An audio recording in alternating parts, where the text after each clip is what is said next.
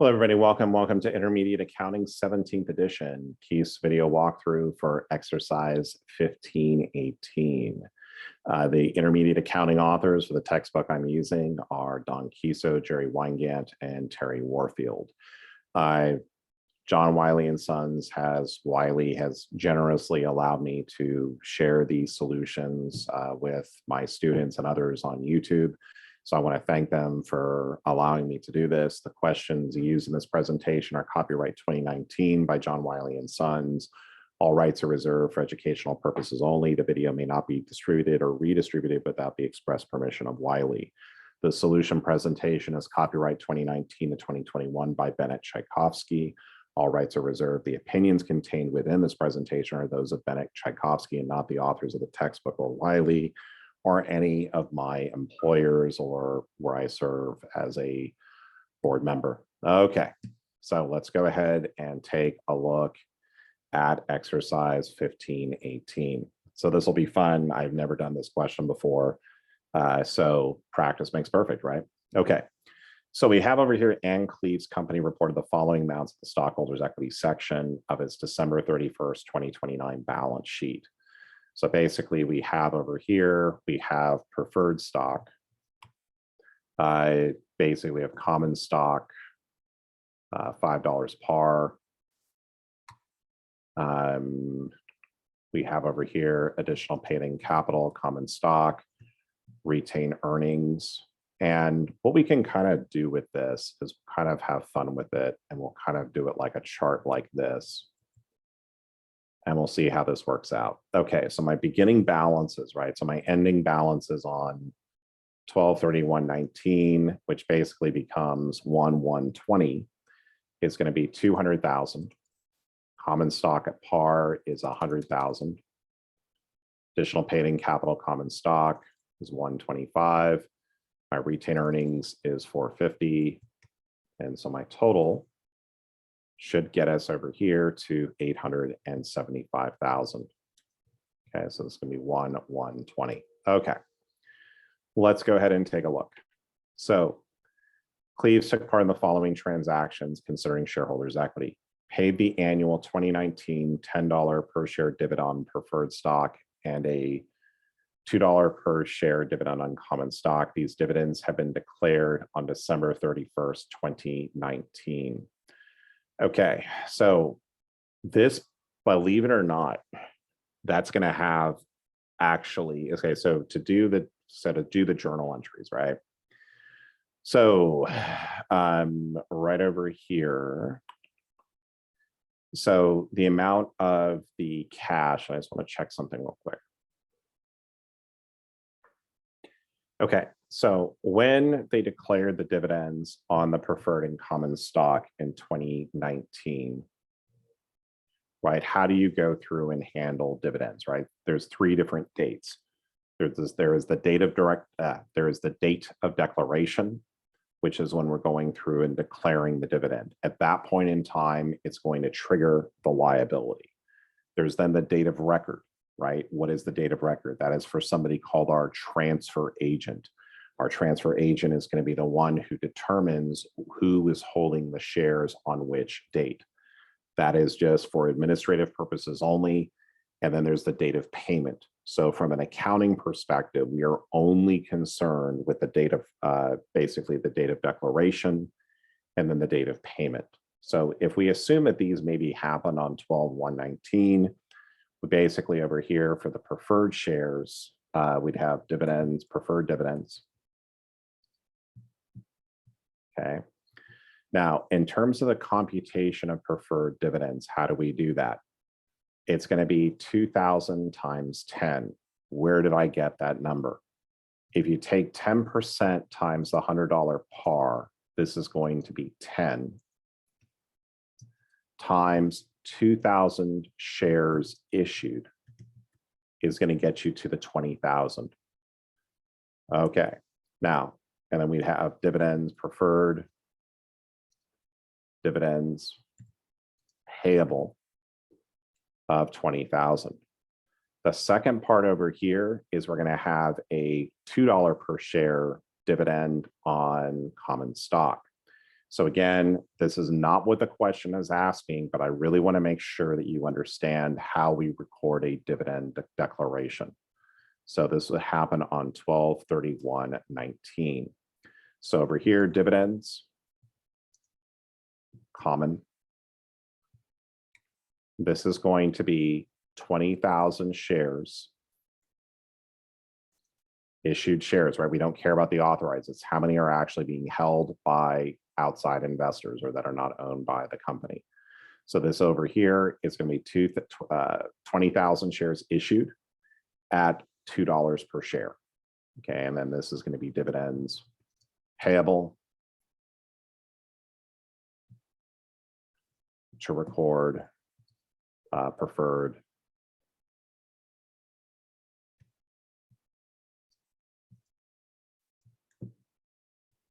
Okay, so note, so this is what happened. We're not being asked for this, right? What we're just kind of going through and doing here is we're basically saying, okay, what happened? Okay, so now, so this is what I did at the end of the year, which means that this retained earnings amount has already been adjusted for this declaration. So I paid during 2020. So at some point in time, we'll call this maybe 1/10/20. I am making up the date. I'm going to be debiting preferred dividends payable. And then I'm going to be crediting, debiting preferred dividends payable. I'm going to debit preferred dividends payable, debit dividends payable for the common shares. Right? And I'm going to be crediting cash. So this is something that I do have to do for this current year. Okay.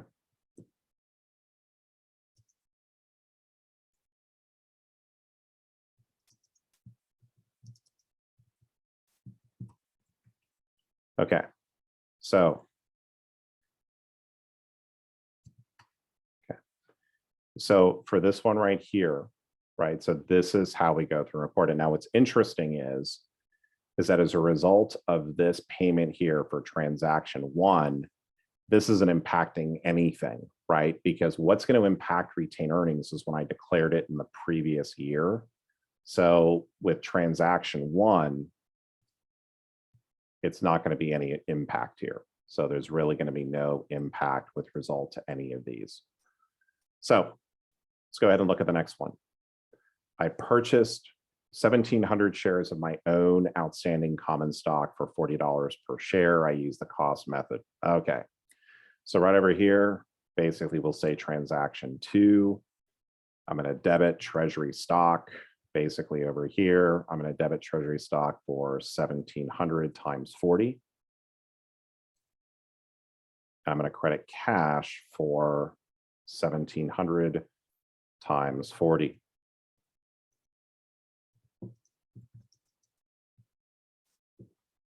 Okay, so what's going to happen here though is what? Is now I'm going to have a new category called treasury stock. So we have over here transaction two. And so this is going to be showing up as a negative in my owner's equity section. Okay, why is it a negative? Going back to what we were looking at before, right? So as I'm going over here and looking at how I'm going through and recording transactions, right? Treasury stock is a contra, it's not a contra equity account, but it's going to reduce owner's equity. Why? Because those shares are no longer outstanding. And so I'm going to show treasury stock and what I actually paid for it, and it's going to reduce the amount of my owner's equity section. Okay.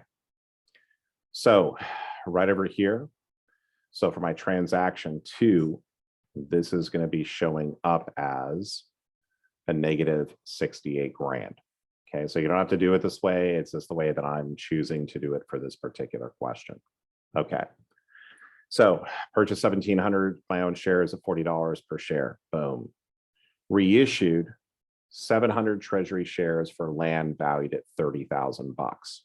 Okay, now the problem with this one here is that I don't know they're not giving me any information about the trading value of the stock. So what I'm going to do here is I'm just going to assume that the appraised value basically represents the fair value of the basically of the stock. So right over here, I'm going to debit land for 30 grand. When I credit Treasury stock, what I'm going to do here is I'm going to say, okay, I'm going to credit Treasury stock for the amount that I paid for the shares. So I reissued 700 Treasury shares, basically for land valued at 30,000. So I'm going to take 7,000 times 40, assuming 700 times 40, and I'm going to get 28,000. So this will be the value of the land. Okay, so Treasury stock, 700 times 40. It's what I paid for it. Now with this, where does the excess go? It's going to go to additional paid-in capital Treasury stock. Remember, we never recognize profit on the sale of our own shares. So this is going to be 30,000 minus 28,000. Okay. So to record issuance of Treasury stock for land. Okay. So we now have a new category. Our new category today is additional paid-in capital Treasury stock. So for transaction 3,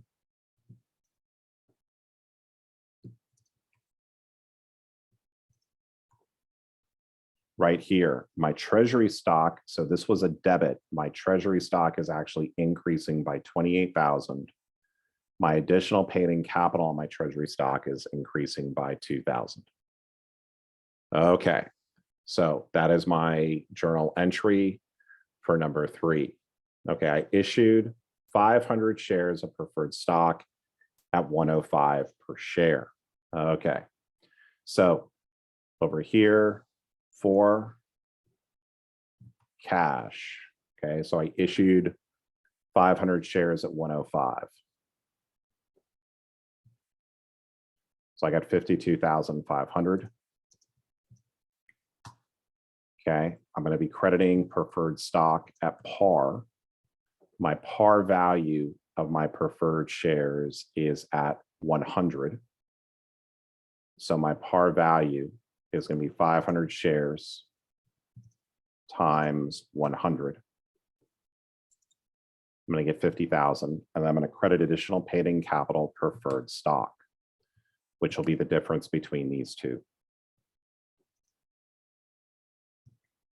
Okay, and this is going to be to record issuance of preferred stock. Okay, I've got some videos that I did not too long ago that kind of went through this.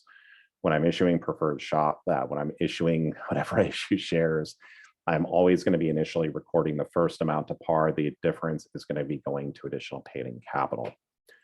Okay, so I've got yet another new category, which is always going to be exciting, and we're now going to have preferred stock at par.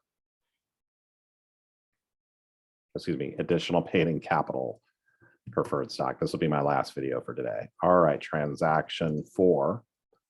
So over here, my preferred stock, I issued 50,000, and my additional paid-in capital preferred stock is going to be at 2,500. Okay, so I declared a 10% stock dividend on the outstanding common stock when the stock is selling for $45 per share. Okay, so what we have to figure out is what are the outstanding shares as of right now, and then we will look at the stock dividend. Okay, so initially we had 20,000 shares on 1/1/20. We had shares issued. Okay, then we repurchased our own stock, which is going to reduce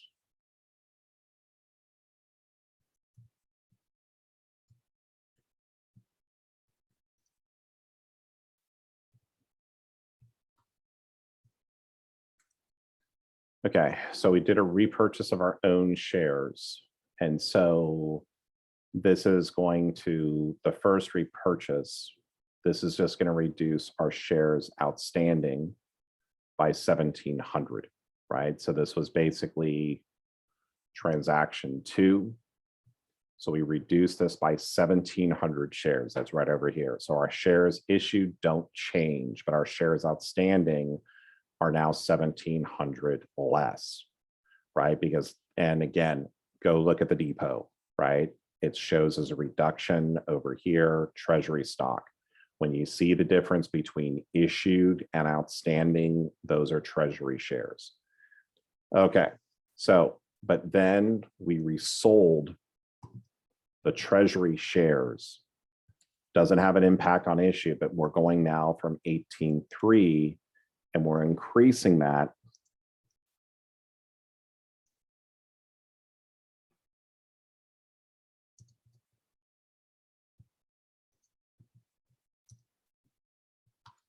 okay, so we're basically adding now 700 outstanding shares because those are now out in the open. Okay, so when we're looking here at number 5, when we declare a stock dividend, okay, so over here, the number of shares that I'm going to be issuing, okay, is going to be 19,000 times 0.1 or 1,900. When I have a small stock dividend, which is basically anything that's really below, I believe the threshold is 25%.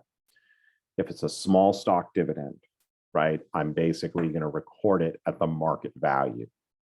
And so the way this is going to work is that I'm going to say, okay, I've got 1,900 shares of a dividend. Okay, so how do I go through and record this?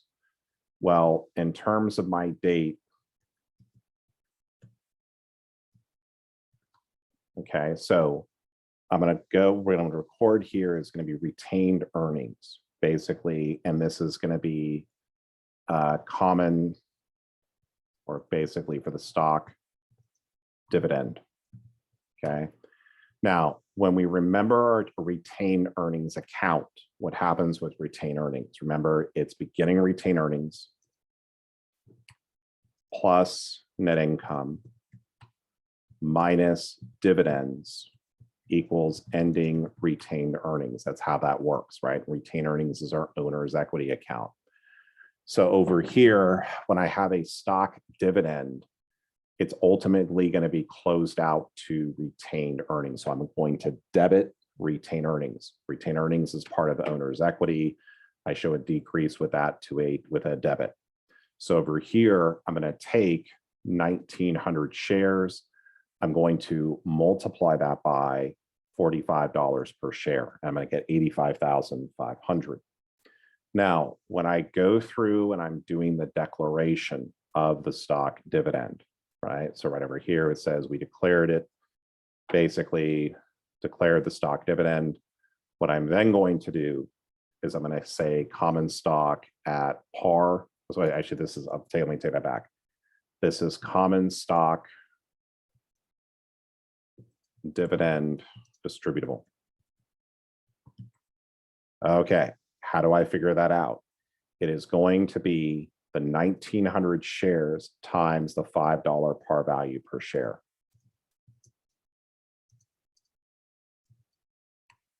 So my common stock dividend distributable is 9,500. This is the same thing as common stock at par.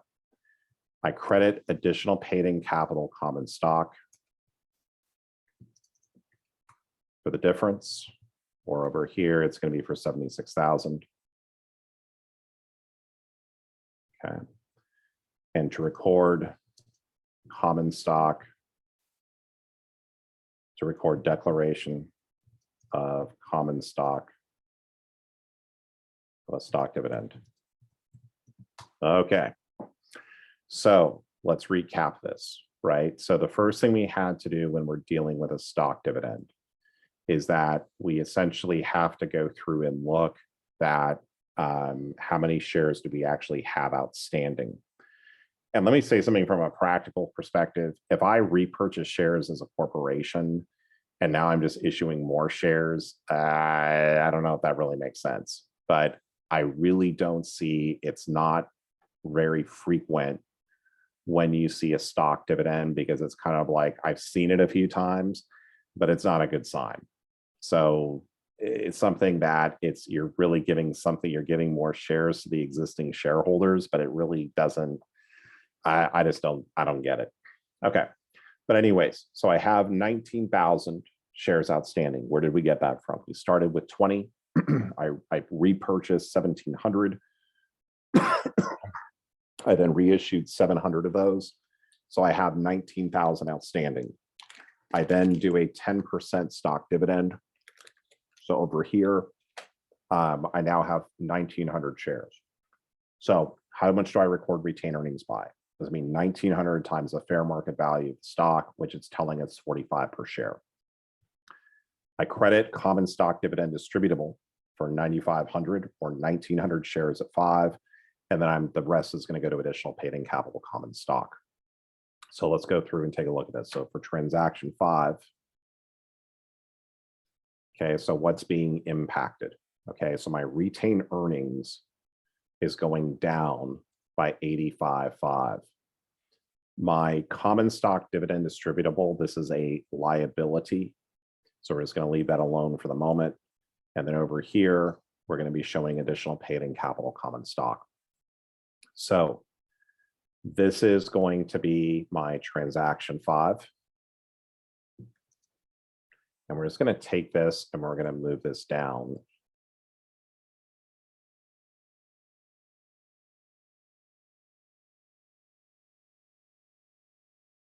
Now, when it comes to the distribution of the stock dividend, which is transaction 6, so I issued the stock dividend. So what I'm doing here for transaction 6 is I'm debiting common stock dividend distributable because I'm now actually physically giving out the shares, and I'm going to credit common stock at par. Basically over here for 9,500.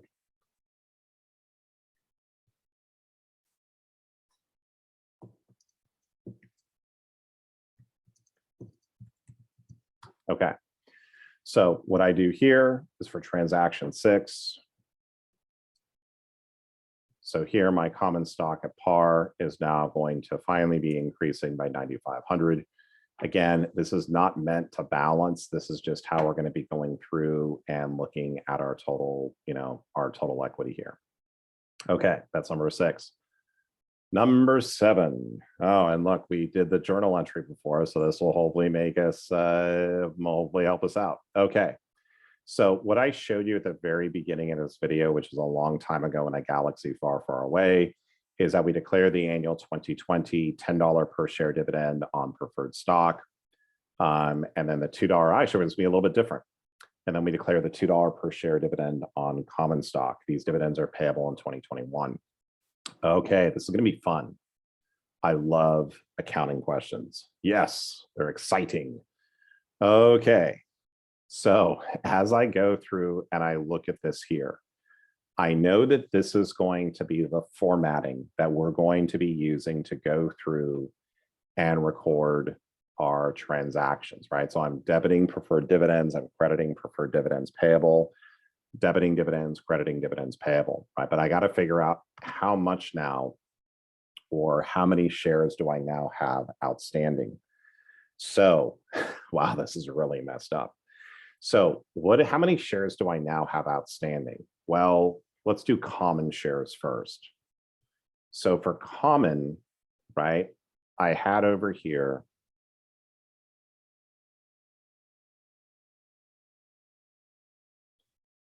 we had our original amounts, right? 20,000. Remember, when I pay a dividend, it's on the outstanding shares.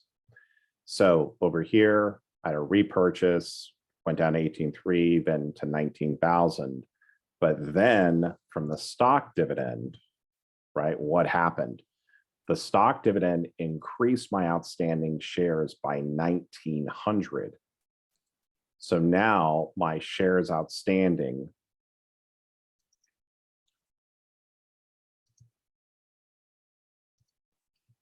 right?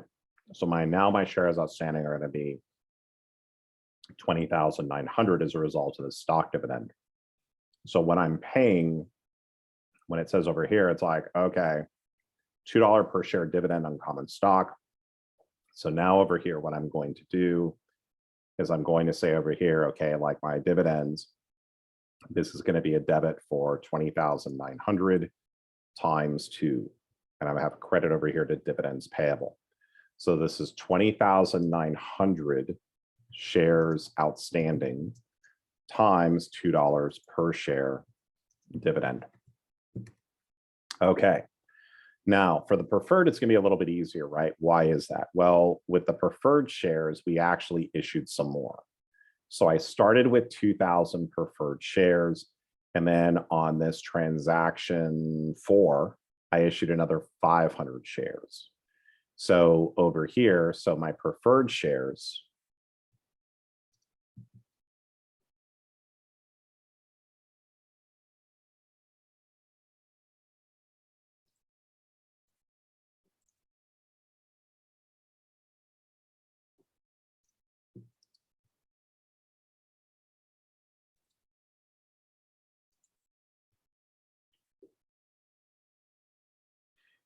and actually, let me just make a correction on this. So this is going to be plus 1,900.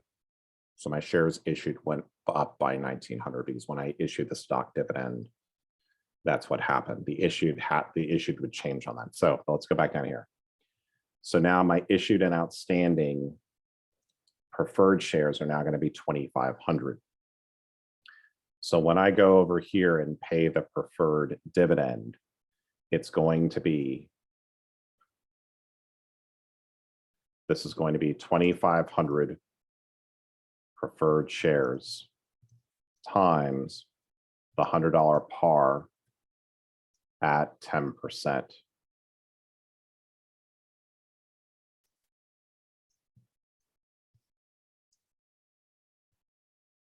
Okay, or 2,500 times 10, or 25,000.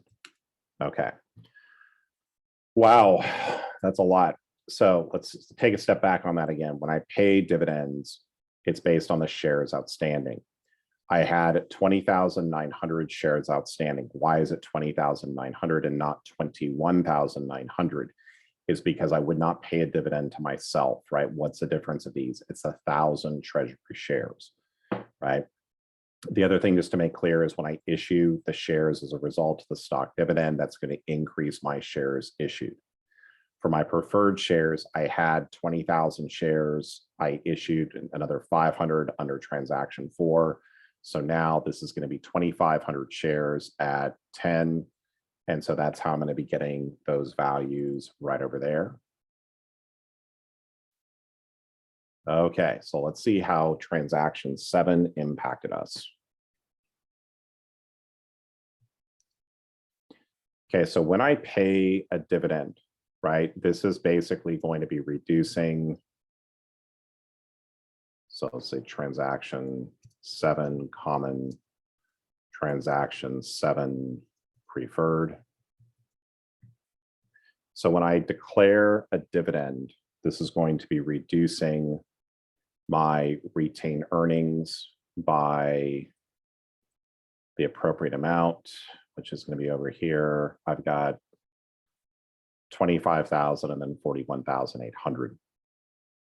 Okay. So we've declared these amounts over here. So now we prepare the journal entries. Now it's saying is that prepare the stockholders' equity section. Assume that the 2020 net income was 330,000. So when I have net income, right, what does that do? That's going to increase my retained earnings. So we'll call this net income, and this was going to be 330,000. Okay. So now what I'm ready to go through and do is I'm going to go ahead and total up all these different amounts. And then I'm going to use this to make my new owner's equity section as of 12/31/20. Okay. Okay, and the one thing I kind of messed up on over here is we can just kind of say, I'll add in the total.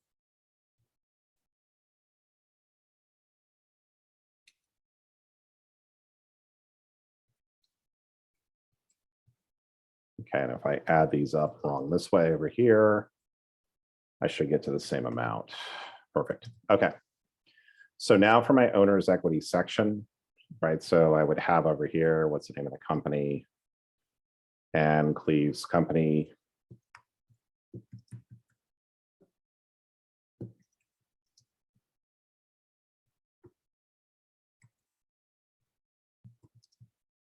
So for the owner's equity section, we are going to have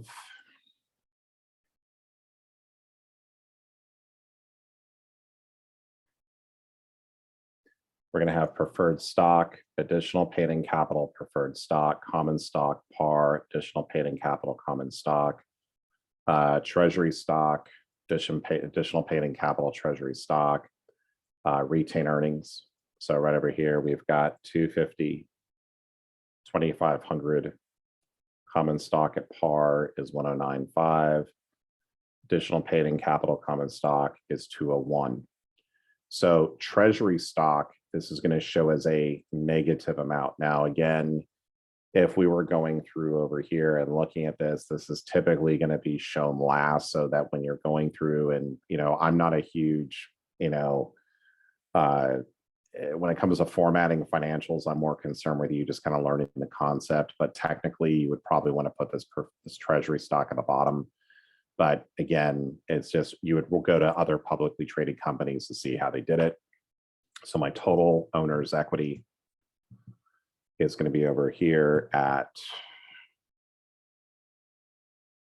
1,152,700. So I have not looked at the full solution set for this. So I'm just going to do that really quickly just to make sure I don't have to remake this video, and we'll see. Suspense is killing all of us. Okay, it looks like we did it correctly. So that's wonderful. Wonderful news, everybody. Good news, everybody. Okay, so thank you, Dr. Zoidberg. Okay, so we are done for today. That was exercise 1518. And I want to say thank you, Wiley. You guys are awesome for allowing me to do this. So I really, really appreciate it. So, and don't forget to like and subscribe. And I look forward to seeing you on the next video. Remember, if there are any videos that you want me to make that questions from this textbook or anything else, just reach out to me. Have a good one. Bye.